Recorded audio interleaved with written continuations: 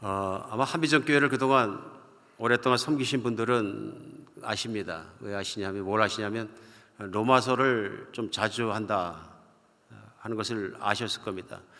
수요 예배에 강좌를 한 적이 있고요.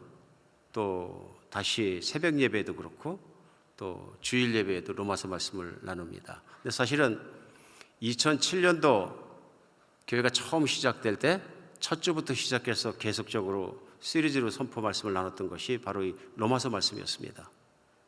성경은 다 하나님의 말씀이고 파워풀합니다. 근데 제가 느끼기에는 로마서 같이 강력한 하나님의 은혜를 참 체험하는 것 얼마나 귀한 일인지 모릅니다. 왜냐하면 이 안에는 하나님의 능력과 파워가 있음을 알 수 있습니다. 복음을 전하는 데요, 로마서 안에서 특별히 복음 안에서 복음이 완성된 모습으로 그대로 드러나고 있고 설명이 되어집니다. 근데 우리 이 설명을 통해서 하나님 말씀을 우리가 읽을 때, 묵상할 때, 또 말씀이 선포될 때 그 안에서 진리가 우리를 붙들어 주시고 세워 주시는 것을 체험하게 됩니다. 전 성령님께서 역사하신다고 믿습니다. 그래서 우리 팬데믹 기간을 1년간 지나가고 이제 대면 예배가 시작되었습니다. 뭔지 모르지만 흩어진 마음이 많이 느껴집니다. 저 자신도 그렇고 많은 교우들이 그런 것 같습니다. 한국에서 나온 교회 통계를 보니까 대면 예배를 통해서 배운 것이 뭐냐면 교회 꼭 안 나가도 된다. 그래서 신앙생활을 그냥 내가 하고 싶은 대로 집에서 해도 되는구나. 그걸 많이 배웠다 그러는데 꼭 그런 것은 아닙니다. 어쩔 수 없는 상황이라 그렇게 된 것이지 우리 성경 안에서 말씀대로 만나야 우리는 뜨거워집니다. 또 말씀의 현장에 있는 것이 굉장히 중요합니다. 그래서 오늘 로마서 말씀을 다시 선포할 때 우리 하나님께서 특별한 은혜로 우리를 붙잡아 주시고 우리의 속사람을 강건케 하시고 성령을 체험하는 그런 주일이 되기를 간절히 바랍니다. 오늘 말씀은 8장 지난주에 이어서 5절부터 시작해서 11절까지 말씀입니다. 우리 지난주까지 말씀을 기억하시죠? 지난주까지 말씀은 사도 바울이 7장에서 자기 스스로 열심히 노력해가지고 하나님의 율법, 하나님의 말씀을 성취하기 위해서 엄청 노력합니다. 그 노력의 결과가 뭐냐면 결국 안 된다는 것입니다. 내 힘으로는 안 된다는 것입니다. 거꾸로진 것입니다. 그래서 한 탄식이 뭐냐면 오호라 나는 곤고한 존재로다. 이 사망의 늪에서 누가 나를 건져내랴 하는 탄식을 합니다. 신앙생활 하던 분들은 많이 이 경험이 있습니다. 아마 팬데믹 기간을 지나가면서 우리 교회 안에도 이런 분들이 계실 수 있다고 생각을 합니다. 어려운 것입니다. 내 안에 소원은 있고 신앙생활 잘 해야 되겠다는 부담감은 있는데 내 자신이 믿는 사람인지 안 믿는 사람인지 잘 모를 것 같은 그런 삶을 사는 모습을 보면서 탄식할 수 있습니다. 그럴 때 우리가 이 로마서 말씀 속에서 다시 믿음이 확고하게 붙잡아지고 믿음 안에서 돌아설 수 있는 시간이 됐으면 좋겠다 하는 생각이 드는 것입니다. 왜냐하면 사도 바울이 한순간에 돌아섭니다. 그 탄식했던 사람이 7장 마지막에 돌아서면서 그러나 그리스도 예수로 말미암아 하나님을 찬양하리로다 하고 기쁨가로 확 돌아섭니다. 그리고 그 이유를 8장 첫 절에서 4절까지 설명했습니다. 지난주에 말씀 나눴죠? 왜 그러느냐 하면 그리스도 예수 안에 있는 자는 결코 정죄함이 없나니 이는 그리스도 예수 안에 있는 생명의 성령의 법이 죄와 사망의 법에서 너를 해방하였습니다. 자기가 정죄감에 빠져 있었고 정말로 힘든 신앙생활 속에 있었는데 뻘떡 일어날 수 있던 것은 예수님께 시선을 돌렸더니 자신이 예수님 안에 있다는 것과 예수님 안에 있는 자에게는 정죄가 없고 예수님 안에 있는 자는 성령의 법 아래 있다는 것을 알았다는 것이고 믿었다는 것이 그걸 돌아갔다는 것입니다. 우리 신앙생활도 그럴 때가 많습니다. 그런 의미에서는 왜 그런가 하면 열심히 하다가 쓰러지기도 하고 또 하나님 또 마음이 멀어져서 쓰러지기도 합니다. 멀어지면 그 징표가 뭐냐 하면요, 자꾸 내 노력으로 해하려고 하는 노력이 자꾸 생각납니다. 예수 그리스도가 하신 일이나 하나님이 하신 일이나 은혜의 감격이나 그런 건 사라지고 나도 모르는 사이에 시작해서 자꾸 내가 노력하는 모습들이 드러납니다. 그러면 어떻게 되냐면 내가 노력하면 노력할수록 죄의 법 아래 떨어지는 나의 모습을 보게 됩니다. 그 얘기는 뭐냐면 죄를 못 이기는 거예요. 난 절대로 죄 안 져야지 죄를 못 이기는 거예요. 나는 집에 가서 절대로 화 안 내야지, 와이프한테 잘해줘야지. 근데 또 화내는 거예요. 화가 났을 때 너무 화를 많이 내가지고 이제는 이혼하게 생겼는 거예요. 현실적으로 느껴지는 것들이거든요. 그러면서 화가 난 아내가 한마디 할 수 있죠. 예수 믿는 사람이 이것밖에 안 되나 이렇게 되면 이제 더 화가 나가지고 신앙생활까지 엉망진창이 될 수 있는 자신을 맨날 집니다. 이런 발견하거든요. 죄는 법입니다. 법인 거죠. 여러분과 저도 법은 못 이깁니다. 못 이깁니다. 왜냐하면 하나님이 정하신 것이기 때문에 그렇습니다. 하나님이 정하신 것 중에 가장 우리가 피부에 닿게 알기 쉬운 게 중력의 법입니다. 중력의 법은 지구 중심을 향해서 모든 무게를 당기고 있기 때문에 모든 물건을 위에 놓으면 공중에서 떨어집니다. 그렇죠? 그러니까 예를 들면 제가 이 성경책을 이렇게 들고 왼손으로 이렇게 들고 있습니다만은 들어 올렸습니다. 그러면 중력의 법칙을 제 힘으로 반대로 밀어 올렸습니다. 반대로 간 거죠. 중력의 법칙은 아래로 내려가려고 그러기 때문에 그 힘이 어디로 오냐면 제 팔과 어깨와 제 배까지 들어오는 거죠. 모든 근육이 같이 움직입니다. 그럼 내가 이거 얼마나 들고 있느냐 하는 것이 퀘스천이죠. 아마 학교 다닐 때 벌 많이 받아보신 분들은 얼마나 들고 있습니까? 수업 끝날 때까지 60분 들고 있습니까? 50분 들고 계십니까? 저는 아마 이거 30분 못 들고 있을 것 같아요. 힘이 빠져서. 왼손이잖아요. 오른손을 들면 35분 들고 있을 텐데. 무슨 얘기입니까? 힘이 빠지면 내려갑니다. 점점 어디까지 내려갑니까? 예, 못 내려가는 데까지 내려가는 거죠. 여기가 바닥입니다. 근데 여기서 중력의 법칙이 제로가 됐습니다. 제 손은 더 이상 중력의 법칙을 느끼지 않습니다. 아무것도 느껴지지 않습니다. 편안합니다. 책은 그 자리에 가만히 있어도 끄떡없습니다. 왜 그렇습니까? 예, 이제 내가 들어올리지 않기 때문에 그렇습니다. 중력은 법칙이거든요. 하나님은 세상을 창조하실 때 법을 두고 만드셨던 것이 분명합니다. 사람이 그 법칙을 발견했지만 사람이 만든 것은 아니죠. 법칙이다 그런 얘기입니다. 쉽게 생각해서 누군가 나는 은혜를 많이 받았기 때문에 중력의 법칙도 뛰어넘는다 그래가지고 마천루 빌딩에 뛰어내리면 어떻게 됩니까? 죽습니다. 아니야, 하나님 발을 받쳐 딱 놓으실 거야. 예수님 말씀하셨죠. 시험하지 말라 그랬어요, 하나님을. 오늘 무슨 얘기냐면요, 죄는 법입니다. 죄가 이긴다는 얘기입니다.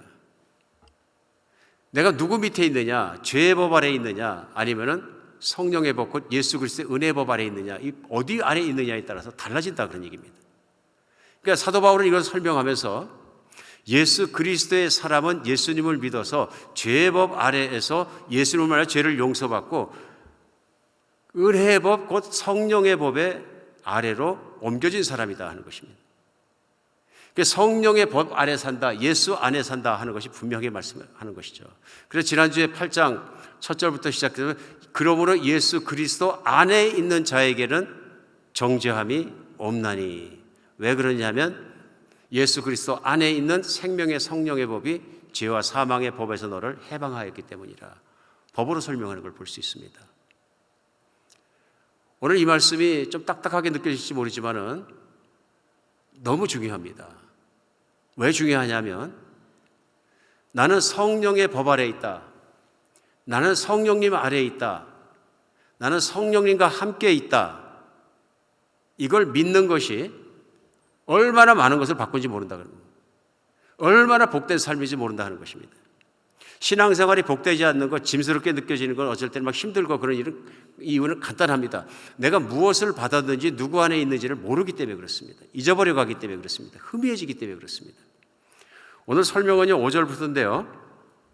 5절부터 거기에 의해서 설명 말씀입니다. 어떻게 보면 성령 안에 있다는 것은 이런 일이고 성령 안에서 산다는 것은 이런 것입니다 하고 설명하는 내용이 우리 사도 바울의 설명을 통해서 5절부터 나옵니다. 5절 한번 보겠습니다.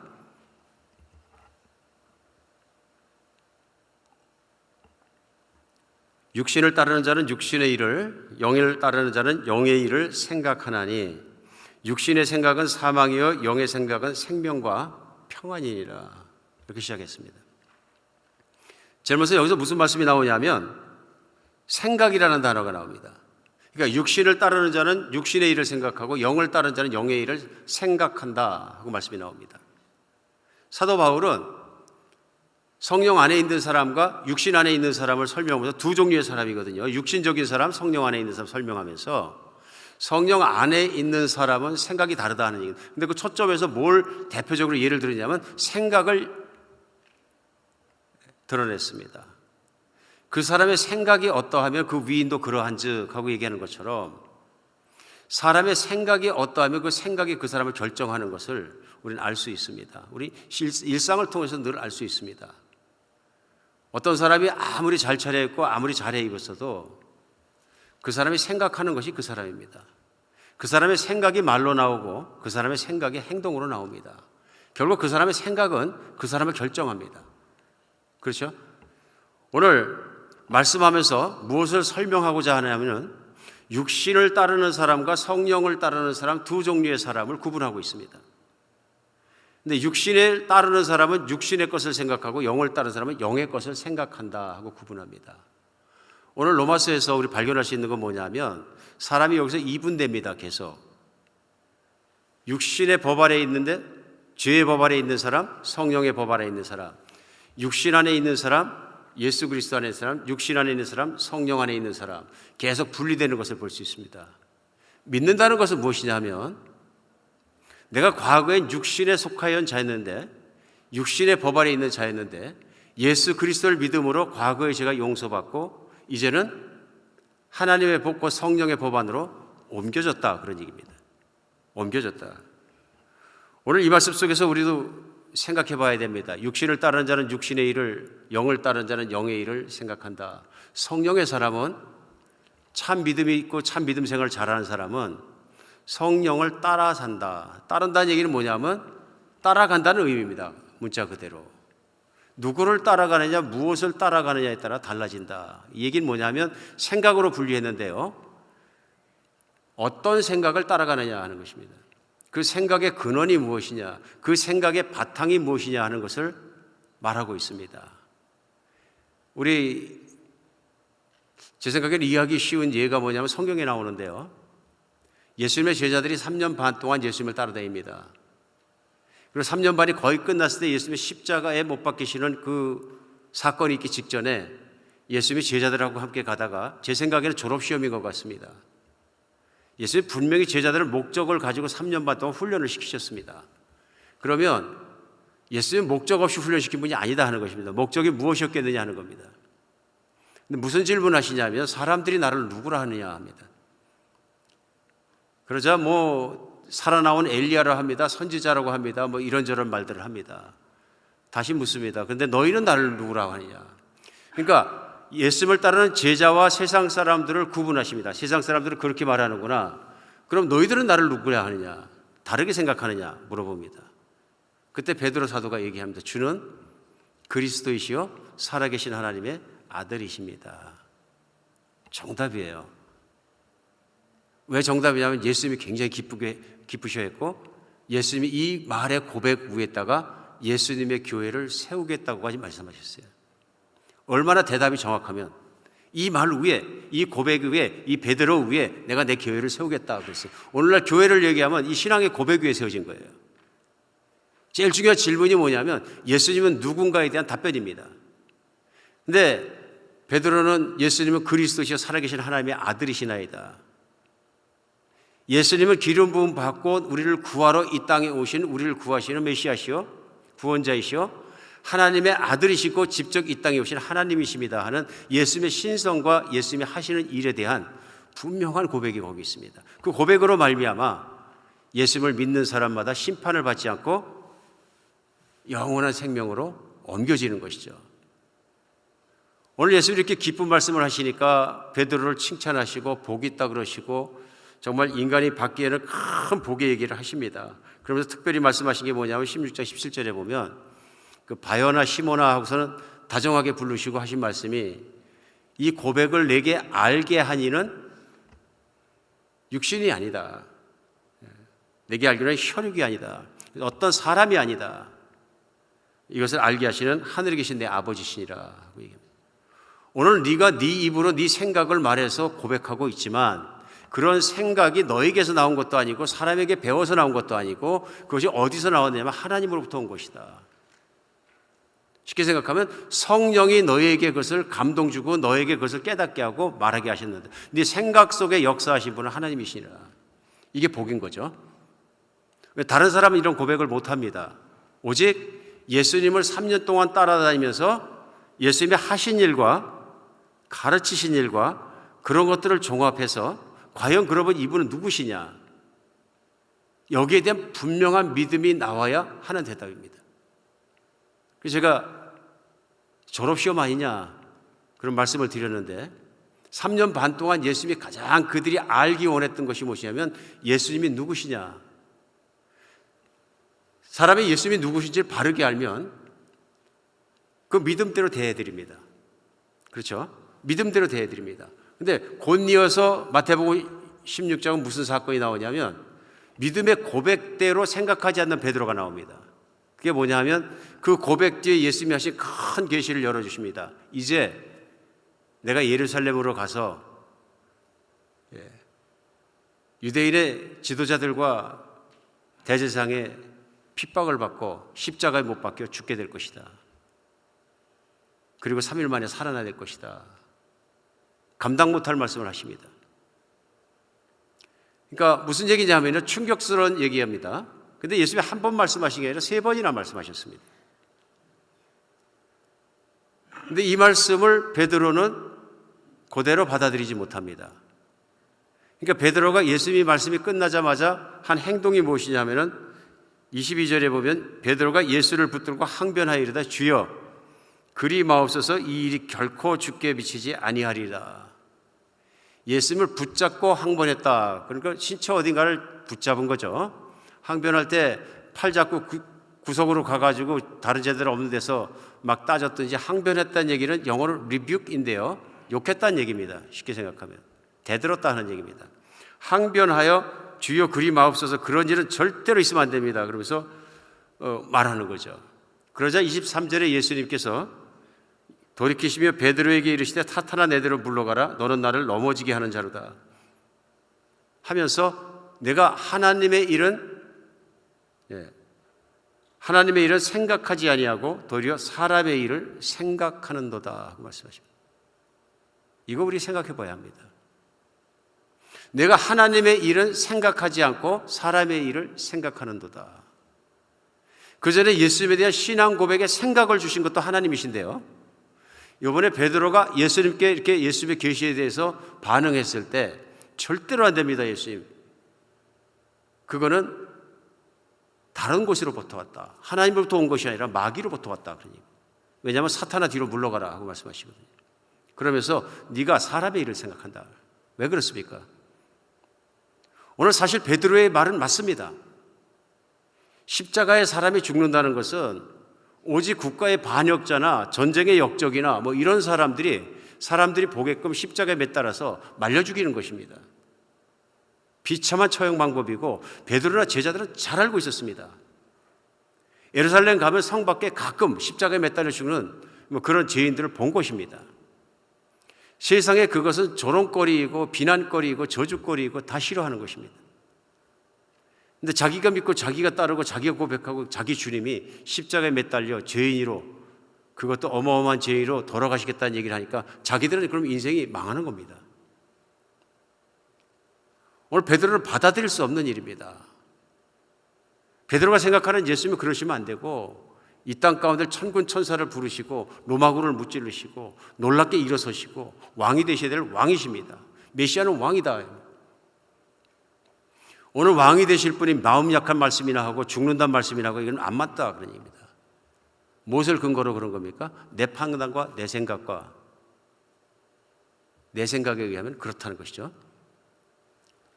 오늘 예수께서 말씀하십니다. 네가 하나님의 일을 생각하지 않는다. 기가 막힌 고백했다 순식간에 사탄아 내 뒤로 물러가라 하는 말씀을 듣게 되고 내 생각은 아니다. 예수님의 생각은 뭡니까? 예수님의 생각은 아버지의 뜻을 따라 죽기까지 걸어가시는 것입니다. 내 뜻대로 사시는 것이 아니라 아버지의 뜻대로 재물의 길을 고통의 길을 걸어가시겠다는 것입니다. 아버지께서 내게 주시면 하지 않겠느냐. 지금 베드로는 자기 중심으로 생각하고 있고 자기 중심으로 판단하고 있고 예수님은 아버지의 뜻대로 아버지의 생각대로 따라가고 계신 분인 것을 볼 수 있습니다. 오늘 여기 보면서 많은 걸 느끼게 됩니다. 사람이 생각이 어떠면 그 사람도 그러하다 하는 말씀처럼 우리가 신앙생활을 하면서도 우리 생각을 뒤집어 보면 내가 누구를 따라가는지가 드러난다 하는 것입니다. 오늘 본문 7절 5절을 시작하면서 육신을 따르는 자는 육신의 일을, 영을 따르는 자는 영의 일을 생각하나니, 이 말씀이 그렇다는 얘기입니다. 그러니까 신앙생활을 잘하느냐 못하느냐 하는 것은 내가 영을 따라가느냐 육신을 따라가느냐 거기에 따라 달라진다는 것을 알 수 있습니다. 영적 거장으로 알려진 기독교 역사 속에 좋은 신앙인 중에 한 분이 성 어거스틴이라는 그 아우구스티노스 하는 분입니다. 좀 오래전 분이긴 하지만 우리 기독교 안에서 교회 역사 속에서 어떤 그 신학의 한 축을 잡았다고도 얘기할 수 있을 만큼 탁월한 신앙인이었습니다. 그다음에 이런 얘기가 전해집니다. 이 아우구스티누스가 어느 날 자다가 꿈을 꿨습니다. 꿈을 꿔서 천국문에 이르는데 문지기가 물어봅니다. 당신은 누구십니까? 하고 물어봅니다. 그러자 당연히 저는 예수 믿는 사람입니다 하고 답변을 했다는 거예요. 그때 문지기가 물어봅니다. 내가 보니까 당신은 예수 믿는 사람이 아닙니다. 그래요. 깜짝 놀란 아우구스티누스한테 얘기합니다. 내가 보니 당신은 온통 생각이 철학자와 철학밖에 없고 당신은 예수님에 대한 생각이 별로 없습니다.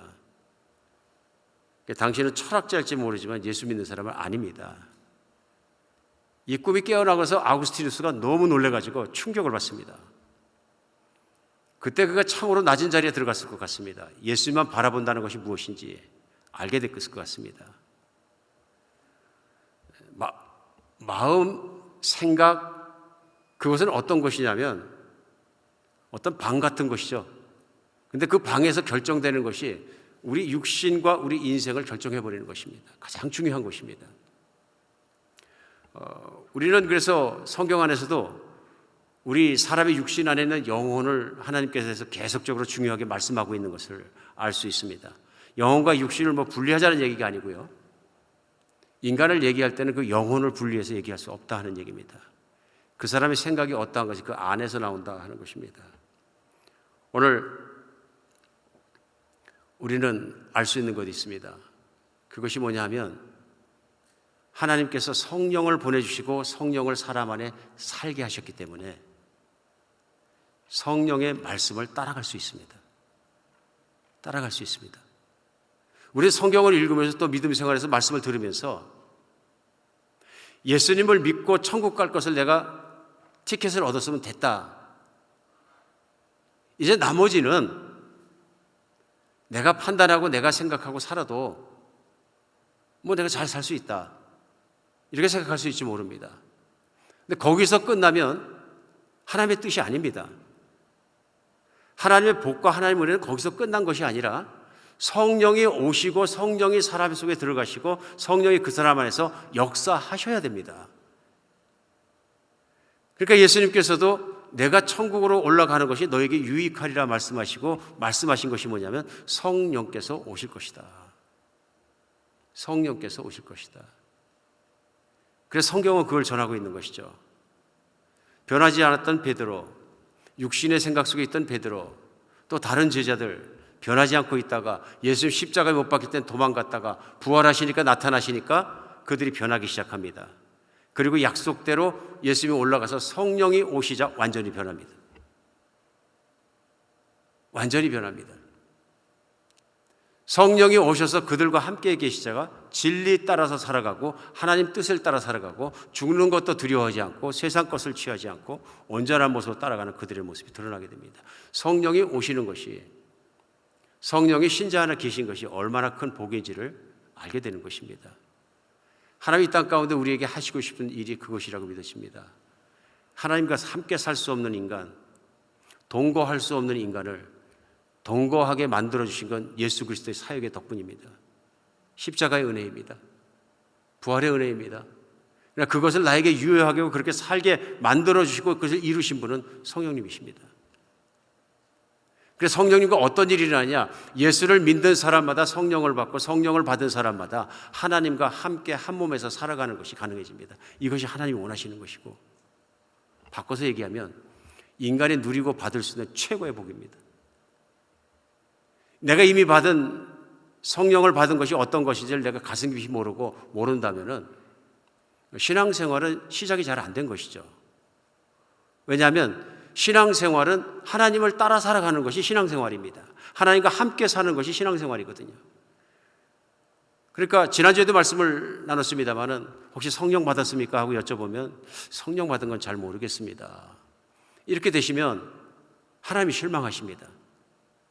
그렇죠? 왜냐하면 성령님은 하나님이시고 그 하나님이 신자 안에, 믿는 자 안에 오셔가지고 같이 살아주시는 것이 신앙생활이거든요. 근데 만약에 성령을 받았는지 안 받았는지 잘 모르시면 신앙생활이 사실은 시작되지 않았다고 말씀드릴 수 있다는 것입니다. 아니면 성령에 대한 잘못된 이해나 그런 것 때문에 그렇게 생각하실 수도 있지만 오늘 본문 말씀은 분명히 말씀하시는 게 뭐냐면 성령의 법 안에 있는 자에게는 정죄함이 없다는 것은 성령 안에 있고 성령을 따라 사는 사람을 말하는 것입니다. 그렇게 성령을 따라 사는 사람은 삶의 다른 것이 뭐냐면 성령을 따라 살기 때문에 성령을 따라 생각한다는 얘기입니다. 그것도 굉장히 중요한 의미가 있습니다. 계속되는 말씀을 보겠습니다. 7절에요. 육신의 생각은 하나님과 원수가 되는 이는 하나님의 법에 굴복하지 아니할 뿐 아니라 할 수도 없습니다. 육신에 있는 자들은 하나님을 기쁘시게 할 수 없느니라. 성령을 따라 사는 것, 성령 안에 있는 것이 왜 중요하냐면 육신의 생각을 따라 사는 것, 육신 아래에 있는 것은 하나님과 원수가 되기 때문에 그렇습니다. 왜 원수가 되느냐? 그때 나온 설명이 뭐냐면 하나님의 법에 굴복하지 않는다. 하나님의 법, 율법이죠. 하나님 말씀입니다. 육신 안에 사는 사람은 하나님의 법에 굴복하지 못한다. 이 말씀은 다시 설명되는 거죠. 7장에서 오호라 나는 곤고한 존재로다 하는 이유입니다. 아무리 지키려고 해도 쓰러지더라 그런 얘기입니다. 노력해갖고는 안 되더라 하는 얘기입니다. 왜냐하면 죄의 법 안에 있기 때문에. 나는 이미 욕망의 종이 되었기 때문에, 교만해졌기 때문에, 마귀의 종이 되었기 때문에 그런 걸 이룰 수 있는 힘이, 그 선한 능력이, 거룩한 능력이 내 안에 없더라 하는 얘기입니다. 궁극적으로 이루지 못한다. 그리스도와 함께 죽었을 때, 신앙을 고백하고 내가 죽었을 때 그때 시작되는 게 뭐냐면 성령의 능력 안에서 하나님과 원수되는 것을 옮겨졌기 때문에 하나님의 율법을 지킬 수 있다. 여기서 설명하고 있는 7절 말씀 뭐냐면 하나님의 법에 굴복하지 않는 이유는 육신 아래 있고 육신의 법 아래 있고 육신의 소욕을 따라 살기 때문에 그렇다. 육신에 있는 자들은 그래서 결국 뭐냐면 하나님을 기쁘시게 할 수 없느니라. 나만 기쁘고 하나님을 슬프게 하거나 분노하게 하면 동반이 아닙니다. 구원이 아닙니다. 하나님이 기쁘셔야 나에게 복이 되는 것입니다. 왜냐하면 하나님이 선하시기 때문에. 오늘 그런데 하나님의 법에 굴복하게 하고 성령을 따라 살게 하는 것이 무엇입니까? 하는 거죠. 믿음입니다. 그것이 믿음인 거죠. 믿음은 하나님의 법을 따라 살 수 있게 하는 것입니다. 믿음이 있기 때문에 가능해지는 것이고 믿음이 있기 때문에 가는 길입니다. 그래서 믿음의 장인 히브리서 11장은 이렇게 설명합니다. 믿음으로 에녹은 죽음을 보지 않고 옮겨졌으니 하나님이 그 옮기심으로 다시 보이지 아니하였느니라. 그는 옮겨지기 전에 하나님을 기쁘시게 하는 자라는 증거를 받았느니라. 믿음 없이는 하나님을 기쁘시게 하지 못하나니. 이렇게 말씀합니다. 구약성경에 에녹이란 유명한 사람이 나옵니다. 얼마나 믿음이 좋았던지 하나님과 함께 동행했다 그럽니다. 동행이 뭡니까? 사이드 바이 사이드 걷는 거죠. 사실 그렇게 표현을 했지만 하나님 말씀대로 살더라 하는 얘기입니다. 그렇죠? 하나님 말씀을 순종하며 따라가 참 순종했기 때문에 하나님을 기쁘시게 하는 사람이 있었는데 그가 하나님을 기쁘시게 했기 때문에 하나님께 죽지 않고 데려가셨다 그래요. 이게 구원의 참 표상이고 모습이거든요. 하나님과 함께 걷는 것, 하나님이 데려가신 것. 그런데 그가 하나님을 기쁘시게 하는 자라 하는 증거를 받았다 하고 얘기합니다. 그러면서 설명이 뭐냐면 믿음 없이는 하나님을 기쁘시게 하지 못한다. 믿음 없이는요. 그 다음에 구약에 나오는 또 대표적인 사람이 아브라함입니다. 복 많이 받은 사람이에요. 복의 근원이라고 하셨어요. 아브라함이 한 일이 없습니다. 다른 게 아니고요.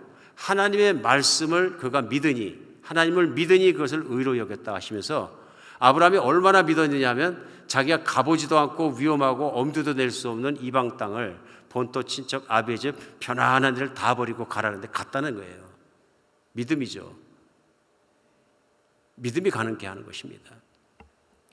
오늘 믿음은 하나님의 법에 순종하게 하는 것입니다. 오늘 믿음 없이는 갈 수 없는 것이 어떤 길이냐면 성령님을 따라가는 길입니다. 그래서 우리는 믿음으로 구원받고 믿음으로 따라가는 것입니다. 근데 신앙생활을 한다는 것이 결국은 하나님과 함께 걸어가며 하나님을 따라가며 하나님이 원하는 것을 해서 하나님이 원하는 생각을 하고 그 길을 따라서 하나님의 법이 성취가 되는 것입니다. 율법을 없애는 것이 아니라 육신이 연약해서 율법을 이룰 수 없었던 것을 이제 성령이 오셔서 성령 안에 있는 사람에게 율법을 이루어지게 하는 것이 바로 구원입니다. 사람이 달라졌고 달라진 삶을 사는 것입니다. 오늘 말씀 속에서 이 모든 일이 언제 일어나냐면 내 안에 성령이 오실 때 신자가 믿음으로 성령님을 따라갈 때 생기는 일입니다. 따라갈 때 9절 보겠습니다. 만일 너희 속에 하나님의 영이 거하시면 너희가 육신에 있지 아니하고 영에 있나니 누구든지 그리스도의 영이 없으면 그리스도의 사람이 아니라. 누가 그리스도인이냐 누가 교인이냐 물어봤으면 이거죠. 하나님의 영이 안에 있는 사람.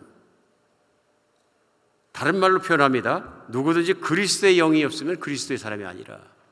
오늘 하나님의 영, 그리스도의 영이 똑같은 의미로 이퀄 바꿔서 쓰이고 있습니다. 성령님은 하나님 아버지로부터 온 영이고 예수 그리스도로부터 온 영입니다.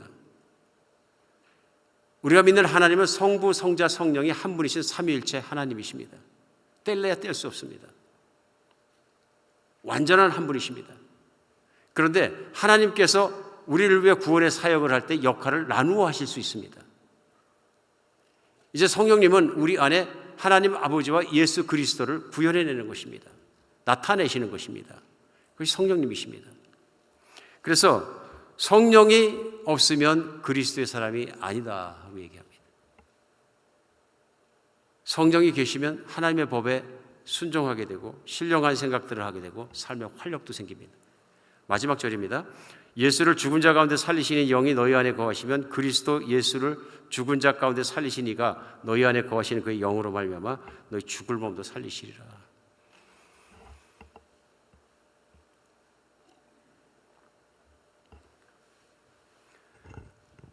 오늘 성령이 계시면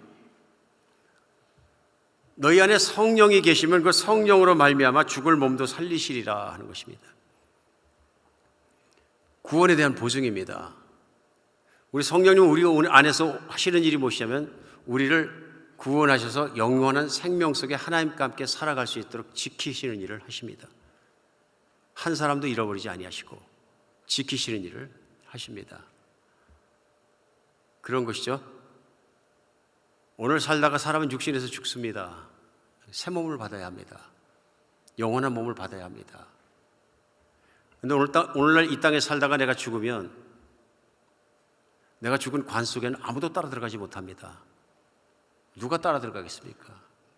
저 늘 목회자이기 때문에 장례식을 이렇게 집전하다가 느끼는 게 뭐냐면 장례식이 끝나고 순서가 끝나고 가족들과 함께 이제 관을 밀고 이렇게 화장터로 또는 택해놓은 장지로 움직이게 됩니다.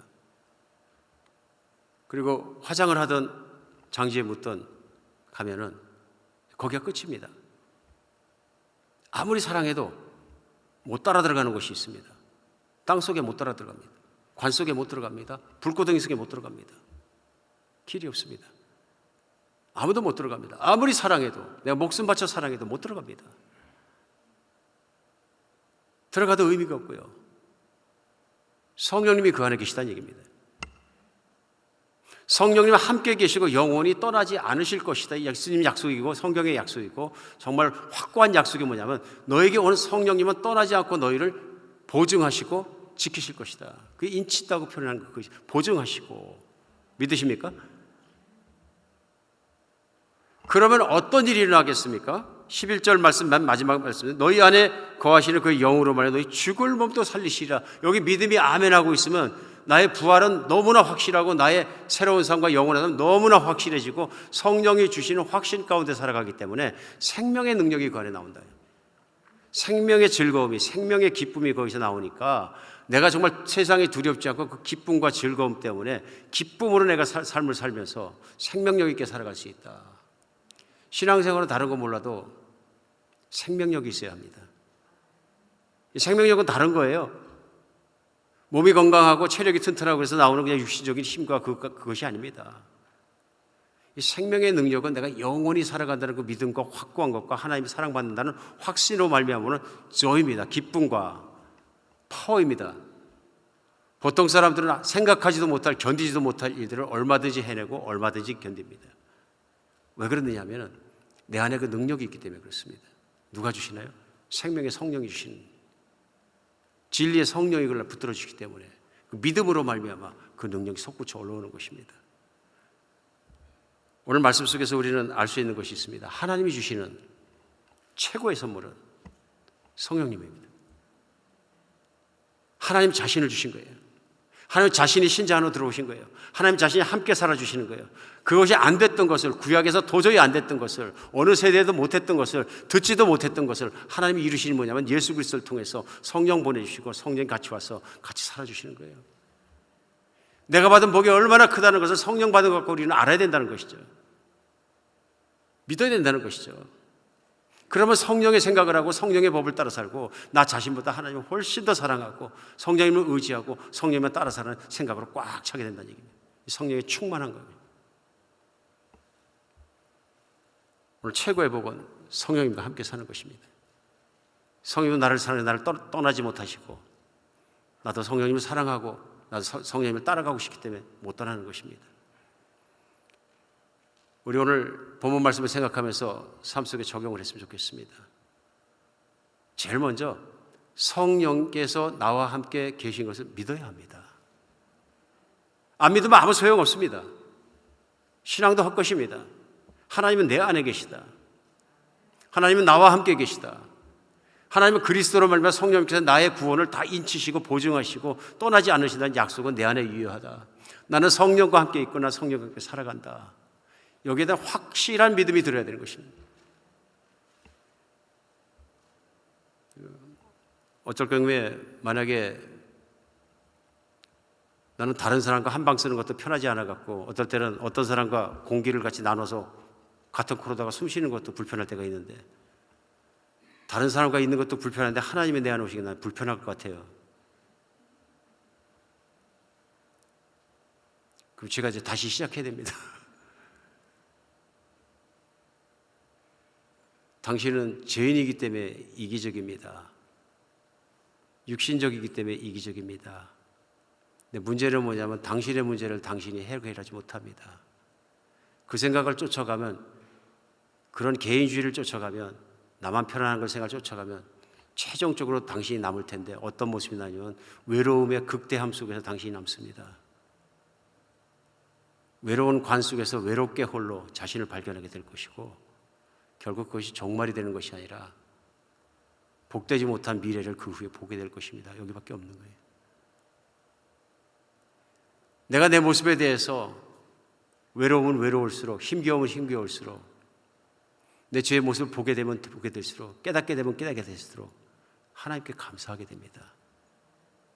하나님은 무지막지하게 사랑할 수밖에 없습니다. 나보다 거룩하시고 나보다 아름다우시고 나보다 선하신 그 하나님이 그 놀라운 보좌와 누릴 수 있는 모든 걸 다 버리시고 나를 사랑하시고 나를 위해 죄값 치르시고 피 흘려주시고 이 땅에 오시고 지저분하고 이기적이고 교만하고 답답한 내 속에서 참으시고 살아주시는 것이 사랑 아니고 가능합니까? 사랑 없이 됩니까 그게? 여러분 사람의 입장에서 생각해 보십시다. 어떤 한 자매가 못생긴 거 돈도 없고 배경도 없고 성격도 만져지고 볼 것이 없고 미래도 없는 청년을 불쌍해서 사랑하게 됐어요. 불쌍해서 결혼하기로 했어요. 근데 전국적으로 그게 잘 되겠습니까? 안 되죠. 하나님은 불쌍히 여긴 것뿐만 아니라 진짜로 사랑하셨기 때문에 자기 생명을 내려놓으실 수 있는 겁니다. 그 생명의 사랑이, 그 무시무시한 사랑이, 그 놀라운 사랑이 하나님이 내 안에 오셔서 함께 걸어주는 것에서 성취되는 것입니다. 나는 그래도 너와 함께 살겠다. 그 하나님을 어떻게 사랑하지 않을 수 있습니까? 하나님을 피상적으로 생각하기 때문에 그렇습니다. 하나님은 진짜 하나님이십니다. 살아계신 창조자이십니다. 그 하나님이 그 영이 오셔서 나와 함께 살아주시는 것이, 걸어가는 것이 얼마나 놀라운 일입니까?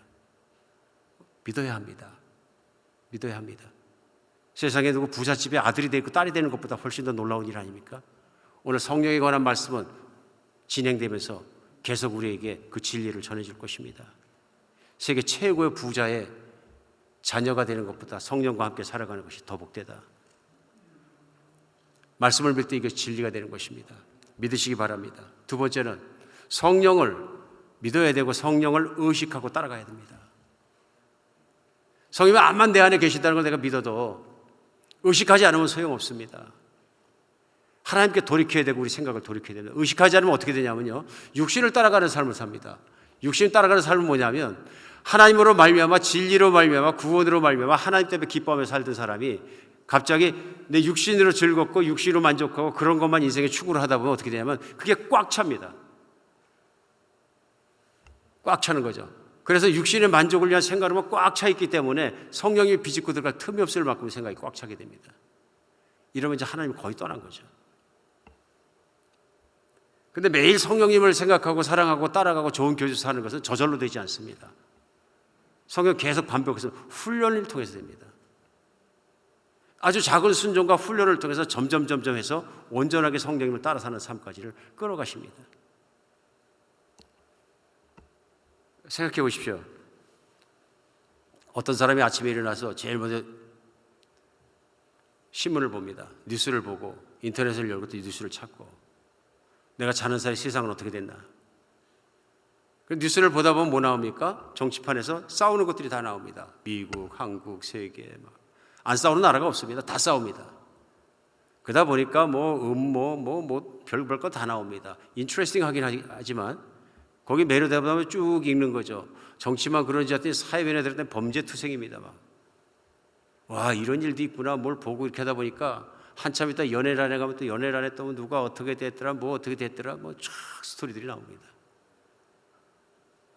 자기 관심 있는 거 다 보고 이것저것 뒤적거리고 보다 보면 시간이 갔는데 그렇게 시작을 하는 거죠. 반대로 아침에 일어나서 하나님 앞에 나가서 말씀 읽고 하나님 찬양하고 하나님께 기도하고 조용한 마음으로 하나님께 드리고 성령님과 교제하며 그 진리 안에서 기뻐하면서 하루를 일어난 사람이 있습니다. 여러분, 누가 더 성령님 따라서 잘 살았겠습니까? 누가 더 복스러운 하루를 살았겠습니까? 말 하나 마나입니다. 말 하나 마나입니다. 그렇지 않습니까? 이게 저절로 되는 것입니까? 아닙니다.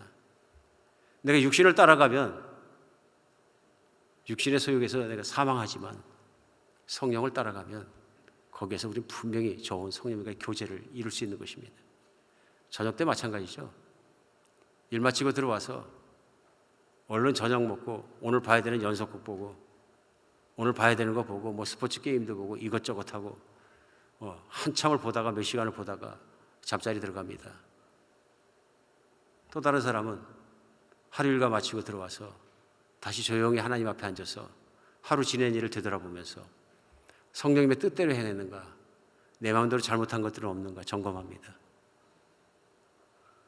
어떻게 똑같은 잠을 자겠습니까? 다른 잠입니다. 근데 이것이 하루로 끝나는 것이 아니라 이런 하루가 모인 것이 인생이잖아요. 훈련입니다. 이런 하루들이 하루하루 모인 것이 인생입니다. 그리고 우리는 인생의 마지막 날을 이 땅 가운데서 볼 것입니다. 성령을 따라간 사람만이 기쁘게 성령님과 함께 손잡고 다음 세상을 들어갈 수 있습니다. 이것은 훈련이 필요한 것입니다. 가만히 있어서 되는 것이 아닙니다. 때때로 착각하는 경우를 제가 만나게 됩니다.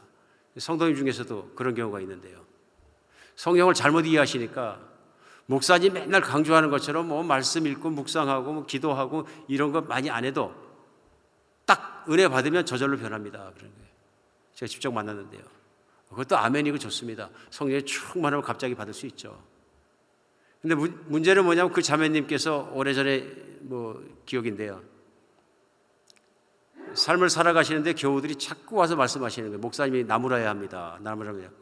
그 자매가 성령 충만하다고 기도는 정말 열심히 오랫동안도 잘하고 다 잘하고 막 그냥 찬양할 때 펄떡펄떡 뛰고 하는데 말씀을 안 봅니다. 그런데 이 자매님이 너무 세상에 나가서 지저분하게 사셔가지고 한인도 몇 명 안 사는 동네에서 너무 창피합니다. 교인도 창피하고 우리 교회 된다고 얘기하는 것도 창피하고 그래 왜 그럽니까? 그랬더니 뭐 인디언 도박장이 있는데 맨날 도박장이가 살면서 남자가 계속 바뀌고 또 뭐 거기서 담배 피고 도박하고 막 놀고 난잡하게 이루 말할 수 없다고 사람들 얘기하고 여러 사람이 목격합니다.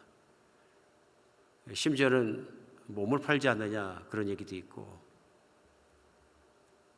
진리에 붙잡히지 못하니까 성령님은 느낌으로만 잡으려고 그럽니다. 느낌으로만. 그러니까 내가 찬양하고 노래할 때 홀리해진 느낌이 들었으니까 나 성령 충만됐다 그걸 끝나버리니까 성령님의 원래의 목적 우리로 하여금 하나님의 법을 따라 거룩하고 신령하고 죄 없는 길을 걸어 예수 그리스도를 닮은 삶을 사는 길을 살도록 만드실 걸 모르는 거죠. 모르는 거죠. 깨닫지 못하는 것이죠. 성령이 오신 목적을 내가 깨닫지 못하니까 그렇게 되는 것이죠. 사랑하는 여러분, 우리는 훈련해야 합니다. 자신을. 성경은 성령님이 쓰셨습니다. 목적 가지고 쓰셨다고 분명히 믿습니다. 그리고 그 성경을 깨닫도록 성령님이 오셨고 동행해 주시고 우리를 성경과 함께 가르치시고 진리 속에서 인도하시는 분이 성령님이십니다. 우리 잊지 않고 그 길을 걸어갈 수 있는 여러분과 제 되었으면 좋겠습니다. 성령 충만은 말씀이 충만해야 합니다. 진리가 충만해야 하고 성령이 주시는 깨달음과 믿음을 따라서 그 길을 하루하루 걸어가야 되는 것입니다. 성령 안에 성령을 의지하고 성령님 따라가고 성령님과 함께 사십시다. 어떤 길에도 우리 성령님 함께 가십시다. 성령님 따라가는 여러분과 제가 됐으면 좋겠습니다. 기도하겠습니다. 하나님,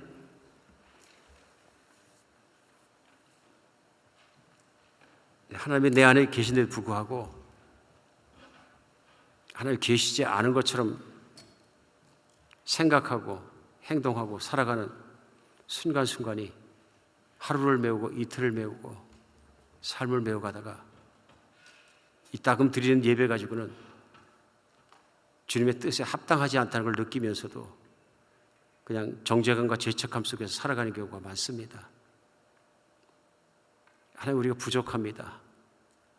믿음이 부족해서 믿음의 확신 가운데 성령님을 사랑하고 성령의 말씀만 따라가는 동행의 삶을 살지 못할 때가 흔히 일어납니다. 성령 이 시간 도와주시어서 저희가 진리 가운데 성령님께 온전히 돌아서게 해주시고 내 안에 계시는 성령님, 내 안에 계시는 하나님은 너무나 사랑해서 이제는 그 길을 기쁨으로 주님을 따라갈 수 있도록 붙들어 주시고 우리의 믿음을 키워주시옵소서. 우리 주 예수 그리스도의 이름으로 기도합니다.